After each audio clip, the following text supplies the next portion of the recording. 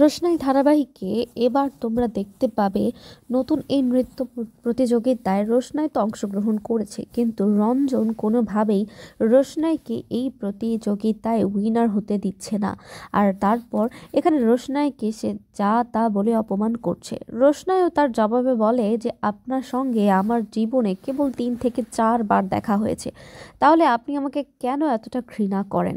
আপনার সঙ্গে কি আমার কোনো যোগসূত্র আছে? তখন এখানে রঞ্জন কিন্তু চুপ করে যায় আর সকলকে বলে যে এই মেয়েটা একদম ভালো নয়, এই মেয়েটার অতীত খুব খারাপ, ও হচ্ছে গরিমা মুখার্জির জীবন নষ্ট করে দিয়েছে, আর আমি সকলের সামনে রোশনাইয়ের পর্দা ফাঁস করে দেব।